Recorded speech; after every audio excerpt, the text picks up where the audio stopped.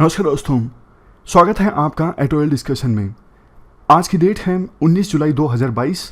दो issues important है हिंदू में एग्जाम पर्सपेक्टिव से, जिसे हम डिस्कस करेंगे। सबसे पहले 4 डेज वर्क वीक से संबंधित आर्टिकल है, जिसे डिटेल से डिस्कस करेंगे।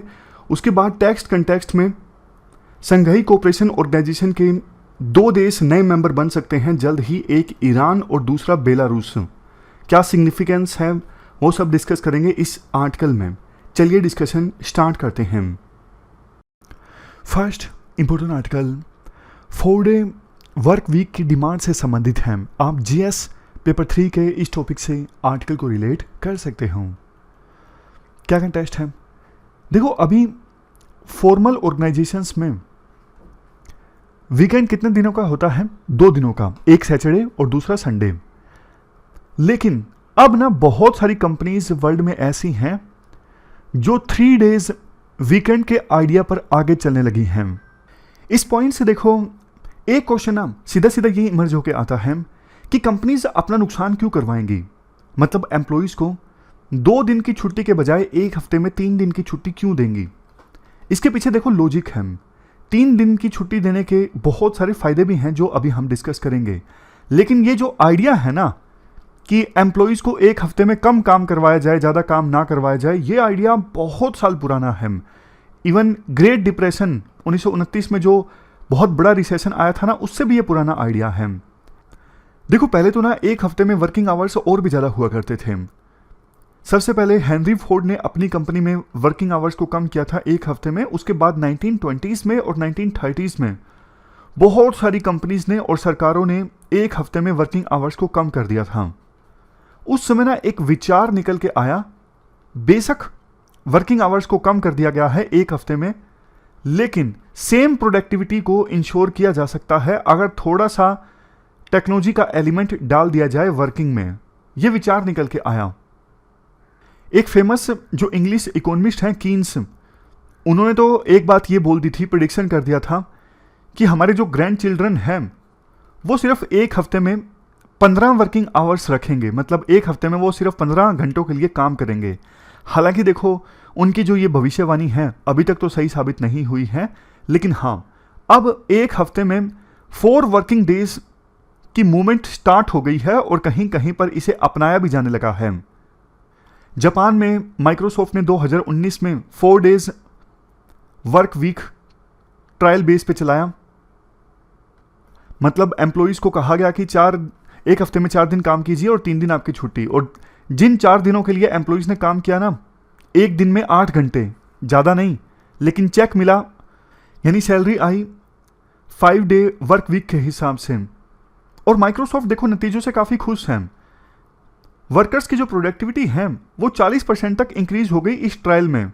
उनको ज़्यादा जॉब सेटिस्फेक्शन महसूस हुई कि देखो एक हफ्ते में सिर्फ 4 दिन काम करना है। बर्नआउट कम हुआ। देखो, ये बात सच है। इवन आपने पढ़ाई के दौरान भी नोटिस किया होगा कि ना एक लेवल के बाद ना हमारी प्रोडक्टिविटी कम हो जाती है। मतलब जैसे आप लगातार सीटिंग कर रहे हो पढ़ाई में, 1 घंटे के बाद, किसी की 2 घंटे के बाद, किसी की 3 घंटे के बाद में फिर प्रोडक्टिविटी है ना कम हो जाती है। फिर हम सामने किताब लेके भी बैठे रहें तो ज़्यादा प्रोडक्टिविटी आएगी नहीं। जब हाई प्रोडक्टिविटी थी तो 1 मिनट में मान लीजिए 1 पेज अच्छे से कवर कर रहे थे। जब लगातार बैठ बैठ के प्रोडक्टिविटी कम हो गई तो 5 मिनट में 1 पेज कवर करेंगे। माइक्रोसॉफ्ट जापान ने अपने नतीजों में यह कहा कि एक हफ्ते में 4 दिन काम करवाने से एम्प्लॉइज की जो एफिशिएंसी है वो बढ़ गई और ऑफिस की कॉस्ट भी कम हो गई। जैसे 23% इलेक्ट्रिसिटी का खर्चा बच गया एक एक्स्ट्रा छुट्टी देने से। 60% जो पेज प्रिंट होते हैं उसमें कमी आई। उसी प्रकार से देखो, परपीचुअल गार्डियन, ये एक न्यूजीलैंड की कंपनी है, इन्होंने भी इसी प्रकार का ट्रायल चलाया था। अपने ट्रायल में इन्होंने पाया कि वर्कर्स की जो प्रोडक्टिविटी है वो 20% तक बढ़ गई एक हफ्ते में अगर एम्प्लॉइज से 4 दिनों के लिए काम करवाया जाता है। गेन देखो और भी काफ़ी सारे हैं, सिर्फ ये 2-3 नहीं है। जैसे अगर एक हफ्ते में 4 दिन काम करना पड़ता है तो इससे महिलाओं को काफ़ी फायदा होगा, क्योंकि महिलाओं के लिए ना 2 दिन का वीकेंड इनफ नहीं है। मतलब समाज जैसे अभी भी पैट्रियार्कल है, बच्चों का जो ख्याल है महिलाओं को ही रखना पड़ता है, तो 2 दिन का वीकेंड इनफ नहीं है बच्चों का ख्याल रखने के लिए। अगर एक हफ्ते में 3 दिन की छुट्टी होगी ना, फिर वो दोनों चीज़ों को आपस में मैनेज कर सकते हैं, बच्चों को भी इनफ टाइम दे सकती हैं और साथ के साथ काम भी कर सकती हैं। अक्सर देखा जाता है कि महिलाएं छोटी शिफ्ट वाली जॉब को प्रेफर करती हैं, इस वजह से उनको कई बार जॉब्स में सैलरी भी कम दी जाती है। लेकिन अगर वर्किंग आवर्स उतने ही रहें और एक हफ्ते में 4 दिन के लिए काम करना है, तो इक्वल पे महिलाएं काम कर सकती हैं, उन्हें जॉब नहीं छोड़नी पड़ेगी। तो इससे महिलाओं को भी फायदा होगा, इससे ना इकोनॉमी को भी फायदा होगा। कैसे? देखो, इससे ना एम्प्लॉयमेंट जनरेट हो सकता है। फॉर एग्जाम्पल, कोई कंपनी ऐसी है जो बोलती है कि मुझे तो 7 दिन काम करवाना है कंपनी की आउटपुट को इंक्रीज करने के लिए, तो ऐसा हो सकता है कि एक एम्प्लॉय को एक्स्ट्रा हायर किया जा सकता है। मतलब एक तो मैं सिर्फ एग्जांपल दे रहा हूं कि एक हफ्ते में मान लीजिए कोई पोजीशन है, कंप्यूटर पे बैठना है, 4 दिन के लिए एक एम्प्लॉय बैठेगा, बाकी बचे हुए 3 दिन के लिए दूसरा एम्प्लॉय बैठेगा। और अगले हफ्ते ऐसा हो जाएगा कि जो एम्प्लॉय 3 दिन बैठा था वो 4 दिन बैठेगा, और जो एम्प्लॉय पिछले हफ्ते में 4 दिन बैठा था वो अगले हफ्ते में 3 दिन बैठेगा उस कंप्यूटर पर जिस पर काम करना है। तो एक्स्ट्रा एम्प्लॉयमेंट जनरेट हो रहा है, कंपनी के काम की आउटकम भी इंक्रीज हो जाएगी। अब आपके मन में आया होगा, अरे कंपनी को पैसा भी तो देना पड़ेगा ना, एक एक्स्ट्रा बंदा हायर करने के लिए देना पड़ेगा, लेकिन प्रोडक्टिविटी भी तो इंप्रूव हो गई ना। सोच के देखिए, वो बंदा जो एक हफ्ते में सिर्फ 4 दिन जिसे काम करना है और जिसे सिर्फ 3 दिन काम करना है, तो वो बहुत अच्छी प्रोडक्टिविटी के साथ काम करेंगे। तो कंपनी की प्रोडक्टिविटी काफी ज्यादा इंक्रीज हो गई, जिससे कि उनको लॉस नहीं होगा कम काम करवाने से, और रोजगार के अवसर ज्यादा पैदा होंगे। तो इससे इकोनॉमी बूस्ट होगी, ज्यादा लोगों को रोजगार मिलेगा तो वो ज्यादा पैसा खर्च करेंगे, डिमांड जनरेट होगी इकोनॉमी में, उस डिमांड की पूर्ति के लिए फैक्ट्रीज ज्यादा प्रोड्यूस करेंगी और जीडीपी में कंट्रीब्यूशन बढ़ेगा। ऐसा देखो ग्रेट डिप्रेशन के दौरान हुआ था। ग्रेट डिप्रेशन के बाद ना यूएस ने न्यू डील लॉन्च की थी। यूएस सरकार ने उस समय एक आदेश ये दिया था कि अगर कोई भी कंपनी किसी वर्कर से एक हफ्ते में 40 घंटे से ज्यादा काम करवाती है ना, तो फिर उसके लिए ओवर टाइम पे करना होगा।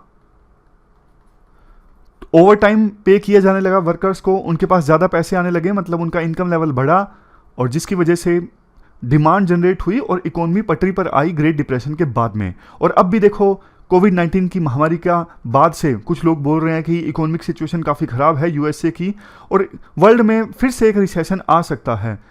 तो अगर 4 डेज ए वीक होता है, मतलब वर्किंग डेज 4 होते हैं एक हफ्ते में, तो ज्यादा लोगों को रोजगार मिल सकता है। और जो रिसेशन की सिचुएशन कुछ एक्सपर्ट्स बोल रहे हैं, या फिर इकोनॉमी की सिचुएशन अच्छी नहीं है, उसे एड्रेस किया जा सकता है। अब इसके बाद देखो कुछ चैलेंजेस की बात की जाती है। राइटर कहते हैं, देखो आइडिया तो अच्छा है, लेकिन 4 डे वर्क वीक ये जो आइडिया है ना, हर सिचुएशन में एप्लीकेबल नहीं है। जैसे सर्विस सेक्टर में चैलेंजेस हैं, खास करके छोटी छोटी फर्म्स में। फॉर एग्जांपल, एक हेयर ड्रेसर है। अब ऐसा नहीं है ना कि एक हेयर ड्रेसर एक हफ्ते में सिर्फ 4 दिन अगर काम करेगा तो उन 4 दिनों में वो ज़्यादा बाल काट देगा। नहीं, ऐसा नहीं है। उसी प्रकार से कोई सेल्स प्रोफेशनल है, अगर उसके वर्किंग आवर्स कम हो सकेंगे तो वो कम लोगों से बात कर सकेगा।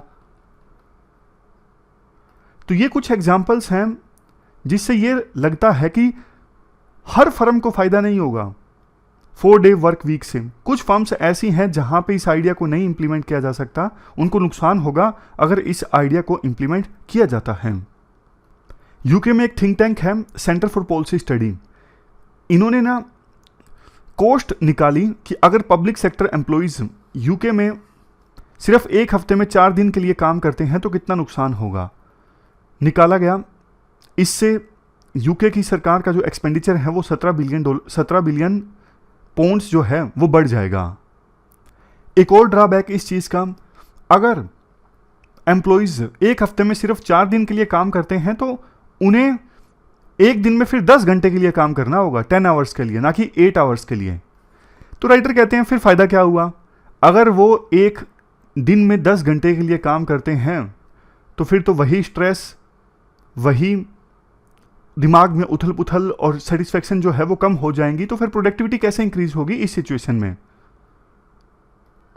इसके बाद आर्टिकल में पॉइंट आता है, देखो इस ग्रोइंग ट्रेंड को रिकॉग्नाइज करते हुए सेंट्रल गवर्नमेंट ने भी हाल ही में नए लेबर कोड्स रिलीज़ किए थे, जिसमें एक प्रोविज़न ये किया गया है कि कंपनीज 4 डे वर्क वीक का फ्लेक्सिबल प्रोविज़न दे सकती हैं अपने एम्प्लॉयज़ को और वर्कर्स को।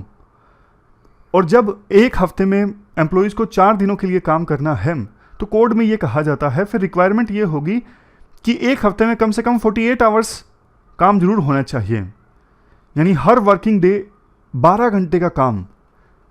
ये तो बहुत ज़्यादा हो गया, इससे प्रोडक्टिविटी नहीं इंक्रीज होगी, ये सेंट्रल गवर्नमेंट को सोचना चाहिए। एक हफ्ते में 4 दिन काम करवाने का मतलब ये है कि प्रोडक्टिविटी को इंक्रीज करना और एम्प्लॉयज़ को राहत पहुंचाना थोड़ी।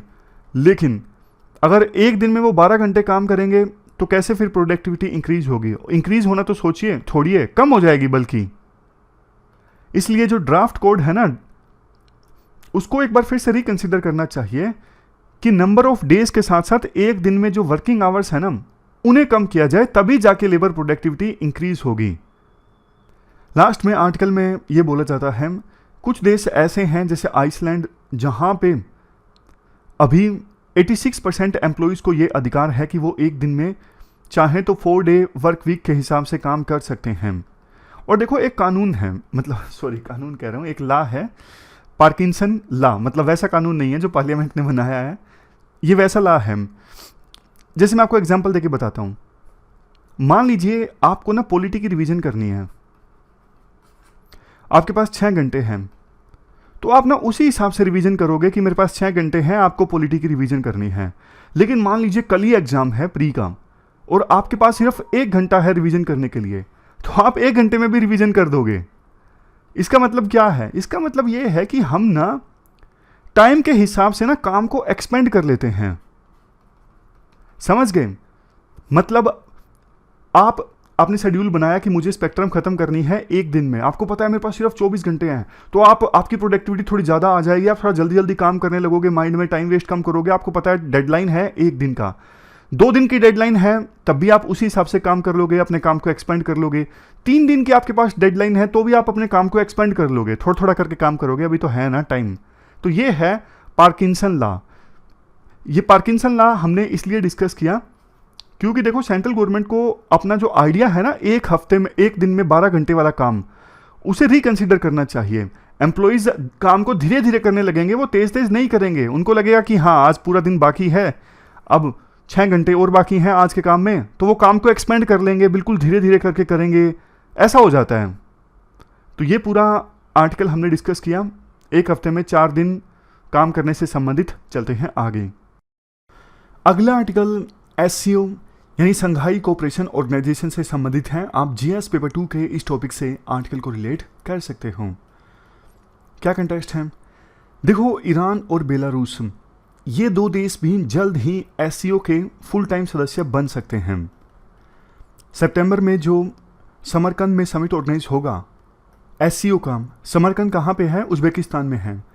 तो इस समिट के दौरान हम शायद ये देख सकते हैं कि SCO की जो लीडरशिप है वो एक डॉक्यूमेंट अडॉप्ट करेगी जिसमें कहा जाएगा कि ईरान को ये ऑब्लिगेशंस फुलफिल करनी है, मतलब ये कंडीशंस हैं ईरान के लिए फुल टाइम मेंबरशिप गेन करने के लिए। जैसे बोलते हैं ना कि बैंक में अकाउंट ओपन करना है तो ये डॉक्यूमेंट्स लेके आओ, तो उसी प्रकार से एक डॉक्यूमेंट अडॉप्ट किया जाएगा और कहा जाएगा ईरान को कि भैया ये कंडीशंस फुलफिल करो, उसके बाद आप SCO के सदस्य बन सकते हो। और बेलारूस सदस्य बने SCO का, उसके लिए भी लीगल प्रोसीजर अब स्टार्ट हो सकता है।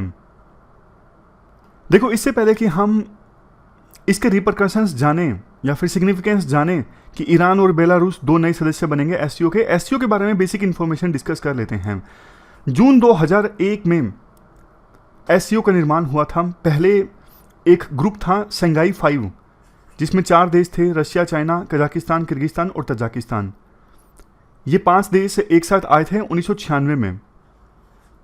USSR का डिसइंटीग्रेशन हो चुका था, तो उस समय ये 5 देश एक साथ आए थे regional security, reduction of border troops और टेररिज्म के इशू पर आपस में कोऑपरेट करने के लिए। लेकिन 2001 में उज्बेकिस्तान भी साथ आ गया और संघाई कोऑपरेशन ऑर्गेनाइजेशन का निर्माण हुआ। देखो, 1996 में ये संघाई 5 ग्रुप का निर्माण हुआ था ना, इसका काफ़ी फायदा भी हुआ। इसके जो ये मेंबर कंट्रीज थे, China, Russia, Kazakhstan, Kyrgyzstan, Tajikistan, कई देशों के आपस में पहले ना बॉर्डर पर काफ़ी ट्रूप्स तैनात हुआ करते थे, लेकिन शंघाई 5 ग्रुप बनने के बाद में कुछ एग्रीमेंट्स साइन हुए और बॉर्डर पर ट्रूप्स की संख्या कम हुई आपस में। और 2001 में जैसा हमने डिस्कस किया, एससीओ का निर्माण हुआ जब उज्बेकिस्तान भी ऐड हो गया इस शंघाई 5 में। 2002 में सेंट पीटर्सबर्ग में जब समिट था तो चार्टर को अडोप्ट किया गया। चार्टर में बोला गया कि म्यूचुअल ट्रस्ट और पड़ोसी के बीच में अच्छे रिलेशन से इस्टेब्लिश करना, politics, trade, economy, research, technology, culture, इन सब एरियाज में इफेक्टिव कोऑपरेशन को प्रमोट करना, education, energy, transport, tourism, environmental protection, इन इश्यूज पर भी फोकस किया जाएगा। ये सब बातें बोली गई चार्टर में। चार्टर में यह भी कहा गया कि जॉइंट एफर्ट्स लगाए जाएंगे ताकि इस पूरे रीजन में पीस, सिक्योरिटी एंड स्टेबिलिटी को इंश्योर किया जा सके।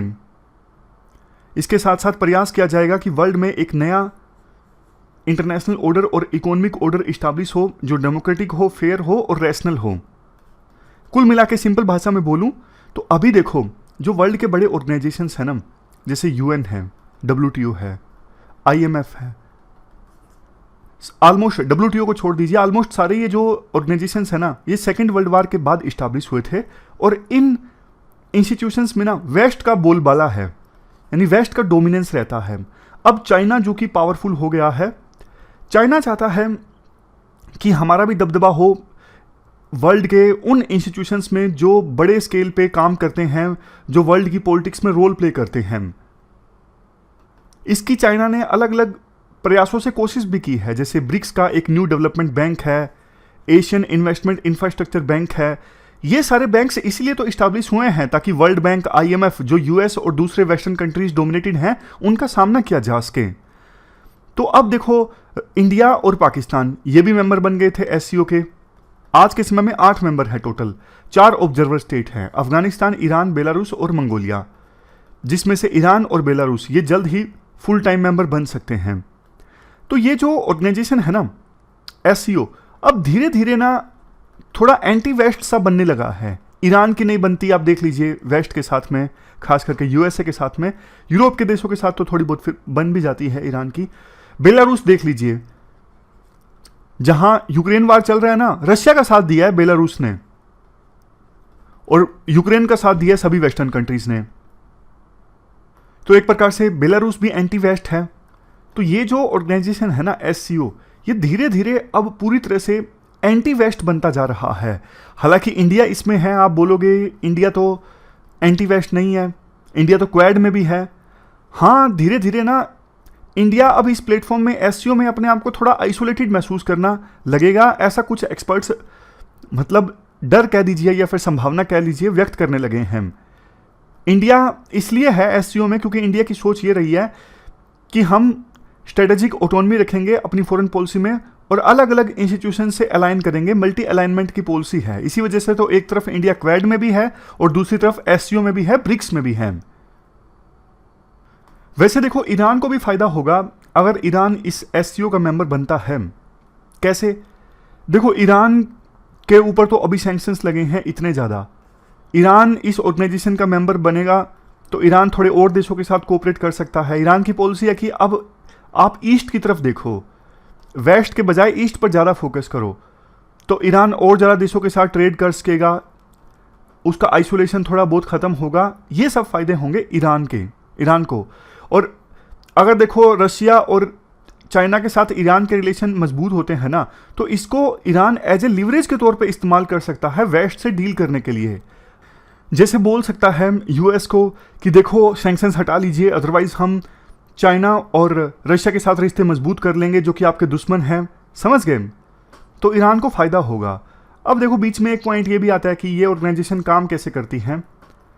तो SCO सेक्रेटरीट के ना 2 परमानेंट बॉडीज़ हैं, एक SCO सेक्रेटरीट जो बीजिंग में बेस्ड है और एक एग्जीक्यूटिव कमेटी है, executive committee of the regional anti terrorist structure यानी RATS जो ताशकंद में बेस्ड हैं। कुछ काउंसिल्स भी हैं जैसे heads of state council, heads of government council और फॉरेन मिनिस्टर काउंसिल।